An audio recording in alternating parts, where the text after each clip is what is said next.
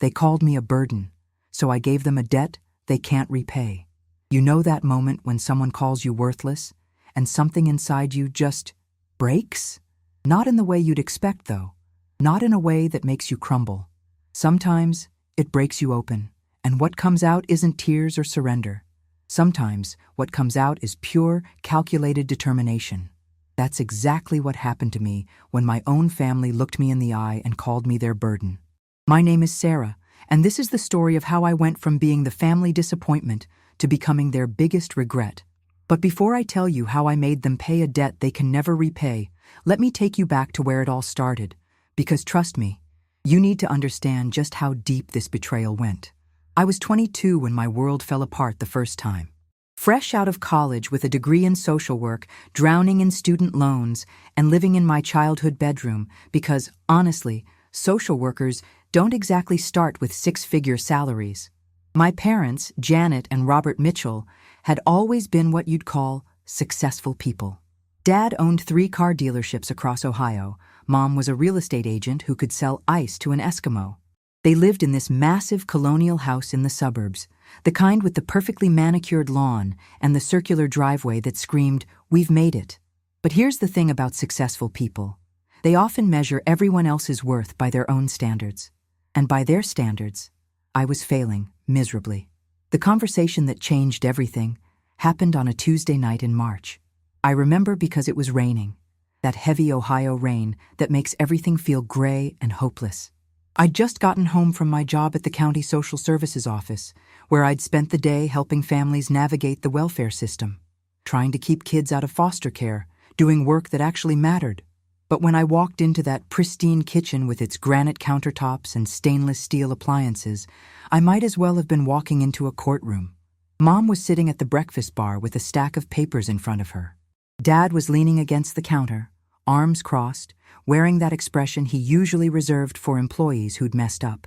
And my older brother Kevin was there too, which should have been my first warning sign. Kevin, the golden child, the one who'd followed Dad into the car business and was already making more money at 26 than I'd probably see in 5 years. "Sarah, we need to talk," Mom said, and her voice had that careful tone she used when she was about to deliver bad news to her real estate clients. I set down my purse and grabbed a bottle of water from the fridge, trying to act casual even though my stomach was already twisting into knots. "What's up?" Dad cleared his throat. "It's about your living situation." "My living situation?" I laughed, but it came out hollow. "You mean living here?" "Yes," Mom said, sliding the papers toward me across the counter. "We've been doing some financial planning with our advisor, and we need to discuss some changes." I looked down at the papers, my eyes scanning over numbers and legal terms that made my head spin. But the gist was clear enough. They wanted me out. "We're not getting any younger, Sarah," Dad said, his voice taking on that patronizing tone I'd heard 1,000 times growing up. "We need to think about our retirement, about our future. Having you here, well, it's become a financial strain." The words hit me like a physical blow. A financial strain? Kevin shifted uncomfortably but didn't say anything. Typical Kevin, always present for the family drama, but never willing to actually participate in it. "You have to understand," Mom continued, her realtor voice in full swing now. "You're 22 years old. Most people your age are supporting themselves. We've been carrying you for months now, and it's affecting our ability to save for retirement." I stared at them. These people who'd raised me, who'd taught me about right and wrong, who'd told me 1,000 times that family comes first. Carrying me? I pay rent, I buy my own groceries, I pay for my own gas and car insurance. $300 a month isn't rent, Sarah, Dad said. It's barely covering the utilities you use. Do you have any idea what this house costs to maintain? What our property taxes are? We're not asking you to leave immediately, Mom added quickly, as if that somehow made it better. We're giving you 60 days to find your own place. 60 days. 60 days to find an apartment I couldn't afford on a social worker's salary in a city where rent prices were skyrocketing. 60 days to figure out how to survive on my own when I was already living paycheck to paycheck. But it wasn't the timeline that broke my heart. It was what came next. The truth is, Sarah, Dad said, and his voice was so matter-of-fact, so casual, like he was discussing the weather. "You've become a burden. We love you, but we can't keep subsidizing your choices. You chose a career that doesn't pay well. You chose to accumulate all that student debt. Those were your decisions, and now you need to live with the consequences." A burden. Their own daughter. A burden.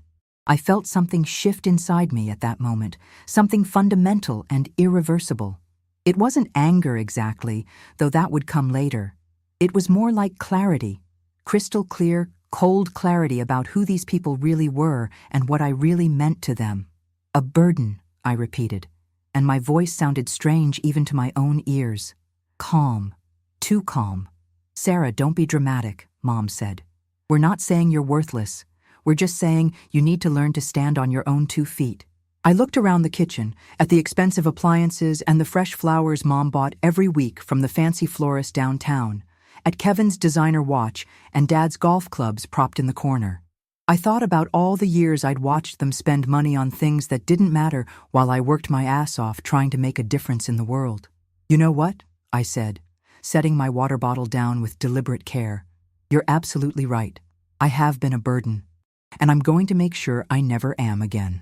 I walked out of that kitchen and up to my childhood bedroom, past the walls covered with my high school honor roll certificates and volunteer awards, past the bookshelf full of social work textbooks and child psychology studies.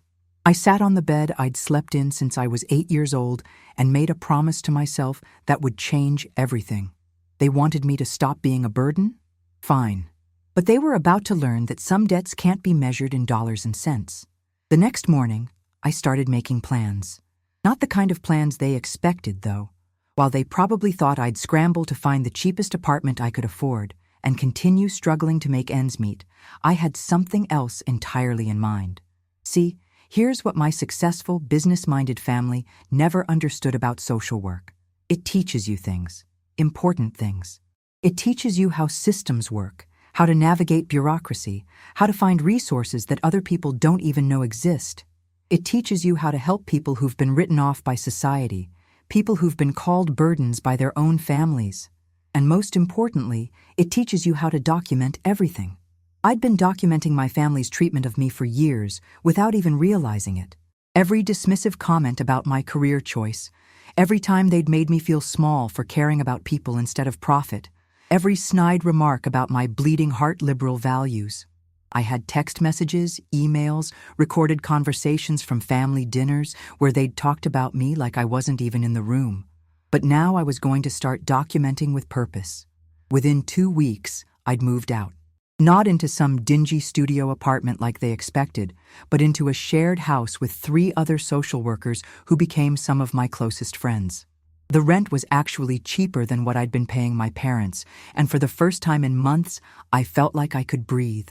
But that was just the beginning. You see, my parents had made one crucial mistake when they called me a burden. They'd forgotten that I knew things about them, things that their carefully curated public image depended on keeping quiet. Dad's car dealerships, for example. I'd grown up hearing dinner table conversations about how he structured his business to minimize taxes, how he classified certain personal expenses as business expenses, how he handled warranty claims in ways that weren't exactly what you'd call ethical. I'd heard him laugh about customers who were too stupid to read the fine print, who got trapped in financing deals they couldn't afford. And Mom's real estate business? Well, let's just say that her reputation for being able to sell any house came from her willingness to massage certain details about properties, foundation issues that got glossed over, neighborhood problems that never made it into the listing, inspection reports that somehow got lost when they showed unfavorable results.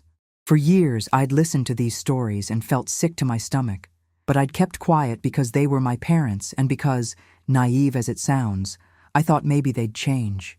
Maybe if I showed them a different way to live, a way focused on helping people instead of exploiting them, they'd see that there was more to life than money and status. But now I understood that they'd never change. They'd made their choice, and they'd made it clear that I wasn't part of their version of success. So I made my choice too. The first step was reporting Dad's business practices to the Ohio Department of Commerce and the Better Business Bureau. I had dates, names, specific instances of fraud and misrepresentation. I had copies of documents he'd left lying around the house over the years, thinking his daughter was too naive to understand what they meant. The second step was filing complaints with the Ohio Real Estate Commission about Mom's practices. I had recordings of her bragging about deals she'd closed by withholding material information from buyers, photos of properties she'd listed with deliberately misleading descriptions, and a detailed log of every unethical practice I'd witnessed over the years.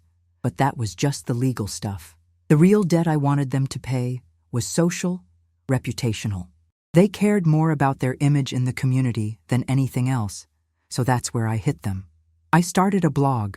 Nothing dramatic or obviously vindictive, just a thoughtful, well-written series of posts about growing up in a family that valued money over morals, about the impact of toxic family dynamics on young adults, about the courage it takes to walk away from people who see you as a burden rather than a blessing.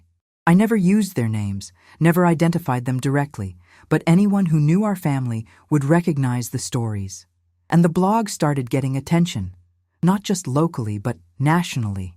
It turned out there were a lot of people out there who'd had similar experiences with family members who valued success over substance.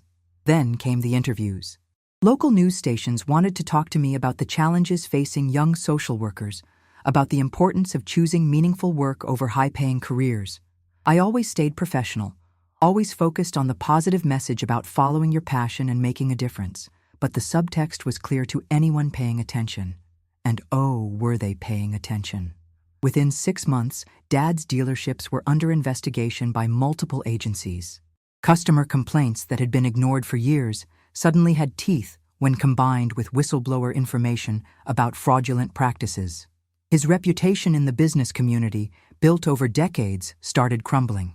Mom's real estate license was suspended pending investigation into ethics violations.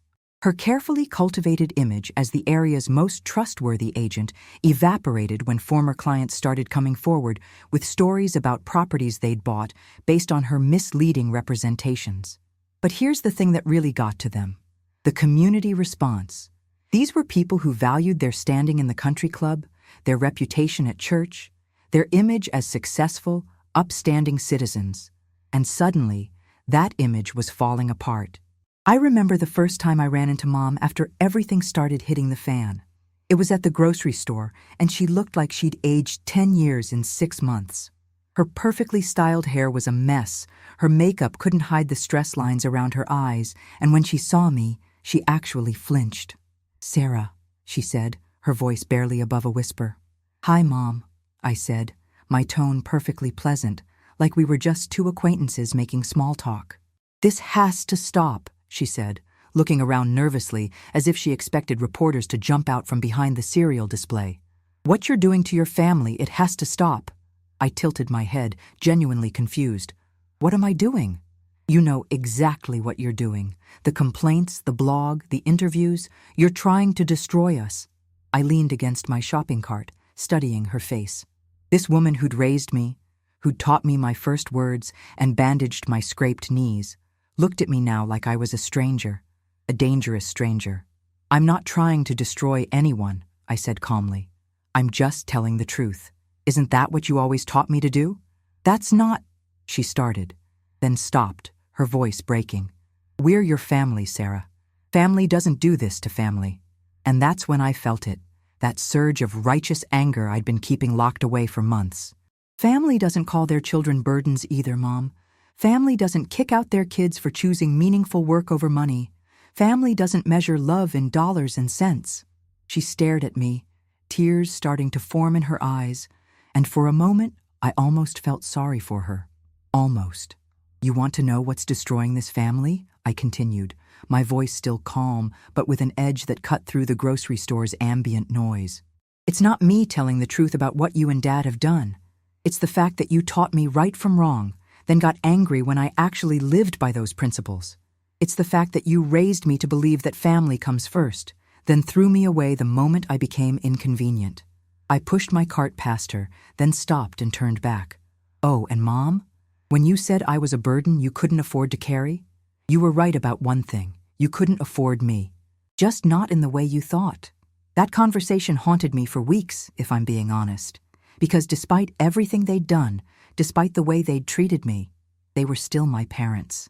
I still had memories of birthday parties and bedtime stories, of Mom teaching me to braid my hair and Dad showing me how to change a tire. Those memories made what I was doing feel sometimes like I was betraying something sacred. But then I'd remember that night in the kitchen, the casual cruelty in Dad's voice when he called me a burden, the cold calculation in Mom's eyes as she slid those eviction papers across the counter. I'd remember Kevin's silence, his refusal to stand up for his own sister when she needed him most, and I'd remind myself that I wasn't the one who broke this family. I was just the one willing to acknowledge that it was already broken. The investigations into their businesses moved slowly, the way these things do, but the social consequences were immediate and devastating.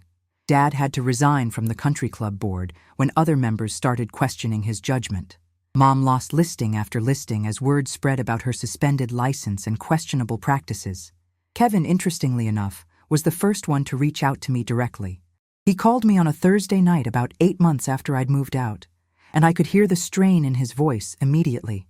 "Sarah, we need to talk," he said, and I almost laughed at how similar he sounded to Mom that night in the kitchen. "Do we?" I asked, genuinely curious about what he had to say. "This has gone far enough. Mom's having panic attacks. Dad's blood pressure is through the roof. They're both seeing therapists now. Did you know that?" I did know, actually. In a town like ours, word gets around, especially when prominent community members start showing up at the local mental health clinic. "I'm sorry to hear they're struggling," I said, and I meant it. I didn't want them to suffer from anxiety or health problems. I just wanted them to understand the consequences of their choices. "Are you, though?" Kevin asked, and there was an accusation in his voice that I hadn't expected. "Because from where I'm sitting, it looks like you're enjoying this." That stopped me cold. Was I enjoying it? The rational part of my brain said no, that I'd taken necessary steps to hold them accountable for their actions, that I was simply ensuring that justice was served. But if I was completely honest with myself, there was a part of me that felt satisfied watching their carefully constructed world crumble. "Kevin," I said slowly, "do you remember what Dad said to me that night? Do you remember him calling me a burden?" There was a long pause. "Yes." "Do you remember you sitting there, saying nothing, while your parents told your sister she was a financial strain they couldn't afford to carry?" Another pause, longer this time. "Sarah, No," I interrupted. "Don't you dare try to make this about me enjoying their pain. This is about consequences. This is about accountability. This is about the fact that for 22 years, I tried to be the daughter they wanted, and the moment I became inconvenient, they threw me away like garbage." "That's not what happened," Kevin said, but his voice lacked conviction. "Isn't it? Tell me, Kevin, when was the last time either of them asked how I was doing? When was the last time they showed any interest in my life, my work, my happiness? When was the last time they treated me like a daughter instead of a disappointment?" He couldn't answer, because we both knew the truth. They'd made their choice that night in the kitchen, and now they were living with the consequences. But Kevin's call did make me think about something I'd been avoiding. What was my end game here? How far was I willing to take this? And more importantly, what would it take for me to feel like the debt had been paid? The answer came to me a few weeks later, in the most unexpected way possible. I was working late at the office, finishing up paperwork for a case involving a teenager who'd been kicked out by his parents for being gay, when my phone rang. The number was unfamiliar, but something told me to answer it. "Sarah? This is Dr. Elizabeth Manning. I'm calling from Grant Medical Center." My blood went cold. "Is everything okay? Your father was brought in about an hour ago. He's had a heart attack." The world tilted sideways. Whatever anger I'd been carrying, whatever satisfaction I'd felt watching their world crumble, it all evaporated in an instant. How is he?" "He's stable, but it was serious. Your mother asked me to call you." I was in my car before I'd even fully processed what she'd said, driving through the dark Ohio streets toward the hospital where I'd been born, my hands shaking on the steering wheel. All I could think about were the fights we'd had over the years, the disappointed looks, the way he'd dismissed my career choices and my values. But also the way he'd taught me to ride a bike, the pride in his voice when I'd graduated college, the dad he'd been before money and status became more important than family. When I got to the hospital, Mom was in the waiting room looking smaller and more fragile than I'd ever seen her. Her makeup was smudged, her hair was disheveled, and when she saw me, she broke down completely. "Sarah," she sobbed, collapsing into my arms like I was still her little girl instead of the daughter who'd been systematically destroying their lives for the past year. "I'm so scared. I can't lose him. I can't lose him too." The word hit me like a physical blow. She was talking about me. She'd already lost me. I held her while she cried, this woman who'd raised me and rejected me, who'd loved me and hurt me, who'd called me a burden and then called me when the world fell apart. And for the first time in months, I felt the full weight of what I'd done.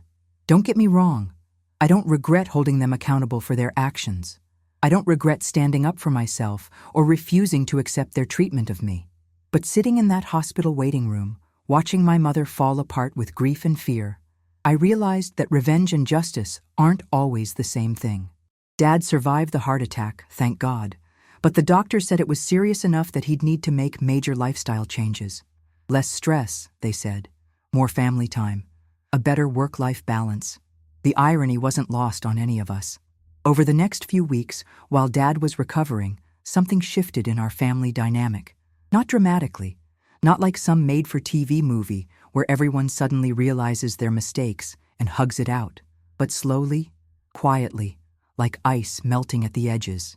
Mom started coming by my house, not to apologize exactly, and not to ask me to stop the investigations or take down the blog, just to talk about Dad's health, about her fears, about how lost she felt without her real estate career, and gradually about how proud she was of the work I was doing, how she'd read every article about me and watched every interview, even though she'd never said so. "I don't understand why you chose such a difficult path," she said one afternoon as we sat on my front porch drinking coffee. "But I'm starting to understand that maybe that's okay. Maybe I don't have to understand everything about your life to support it." It wasn't the apology I'd wanted, but it was something.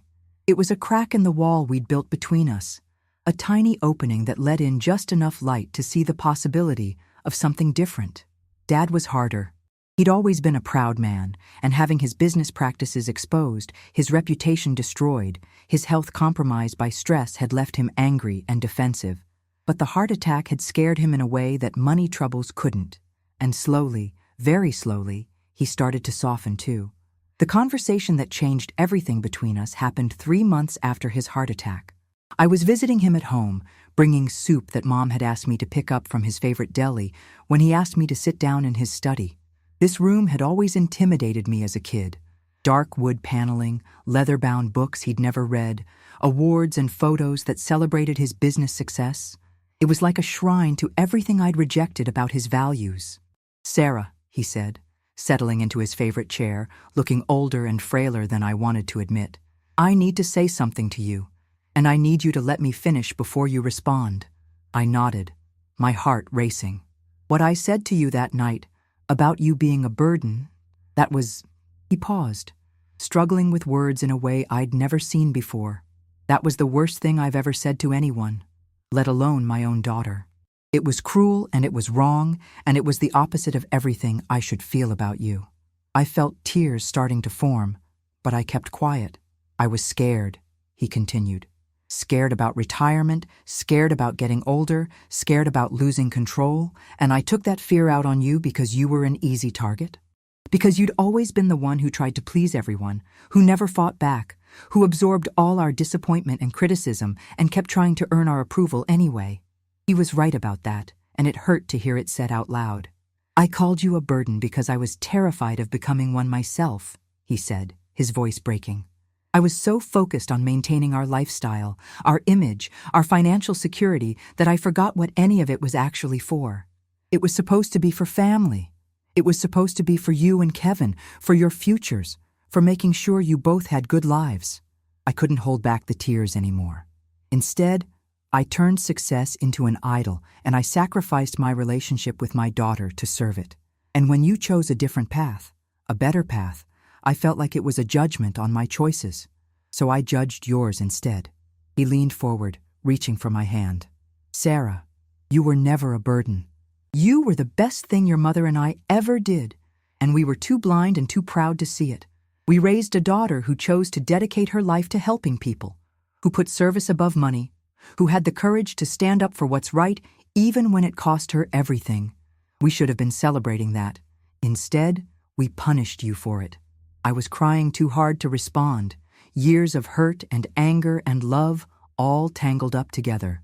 What you did to us this past year, he said, and I tensed, expecting anger. What you did was hold us accountable for our actions in a way no one else ever had. It was painful, and it was humbling, and it probably saved us from becoming people we couldn't live with. I looked up at him, surprised. The investigations, the blog, the interviews, even the social consequences, they forced us to look at ourselves honestly for the first time in years.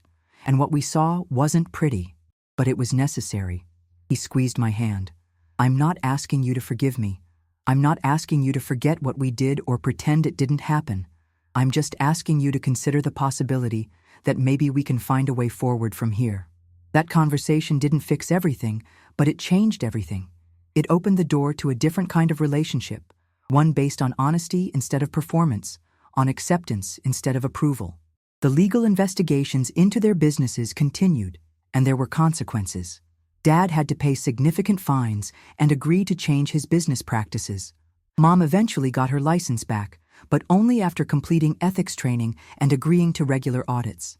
They both faced financial penalties that affected their retirement plans and forced them to downsize their lifestyle. But you know what? They handled it with more grace than I expected.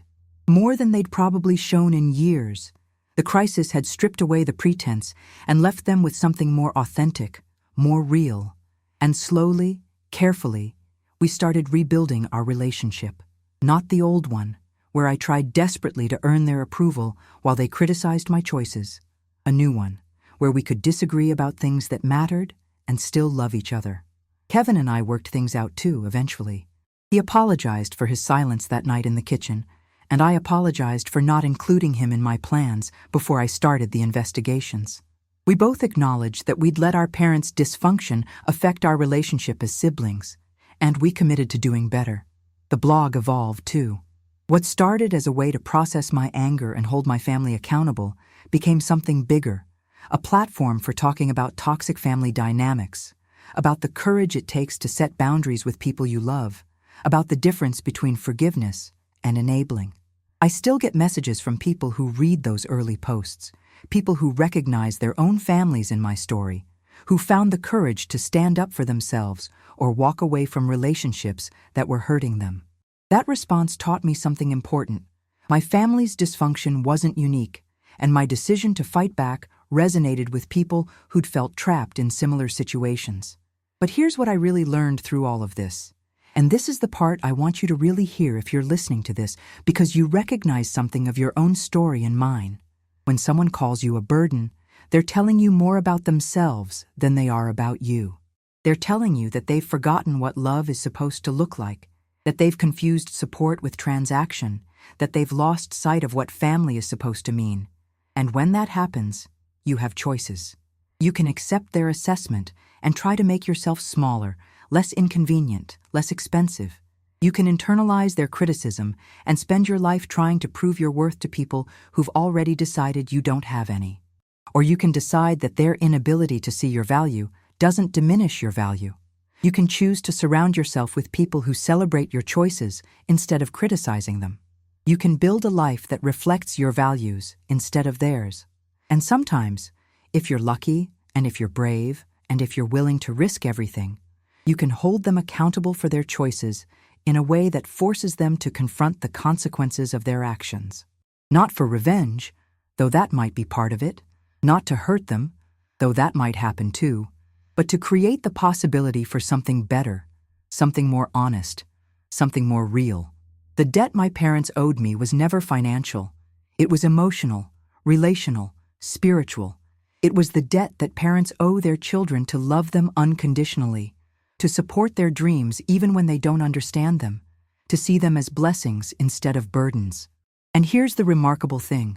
By forcing them to pay that debt, by refusing to accept less than I deserved, I gave them something they didn't even know they were missing. I gave them the opportunity to become better people, better parents, better partners to each other. They lost money, reputation, social standing, but they gained authenticity, humility, and a relationship with their daughter that's based on mutual respect instead of conditional approval. Was it worth it? Every sleepless night, every moment of doubt, every tear shed in anger and frustration? Yes, absolutely yes. Because I'm not their burden anymore. I'm their daughter, flaws and strengths and stubborn principles and all. And they're not the parents who threw me away when I became inconvenient. They're the parents who learned, through the hardest possible lessons, that love isn't supposed to come with conditions. If you're listening to this and you recognize something of your own story and mine, I want you to know something. You are not a burden. You are not too much, too expensive, too inconvenient, too anything. You are worthy of love that doesn't require you to change who you are or compromise what you believe in. And if the people in your life can't see that, if they insist on treating you like a burden instead of a blessing, then maybe it's time to show them what life looks like when you're not carrying their weight anymore.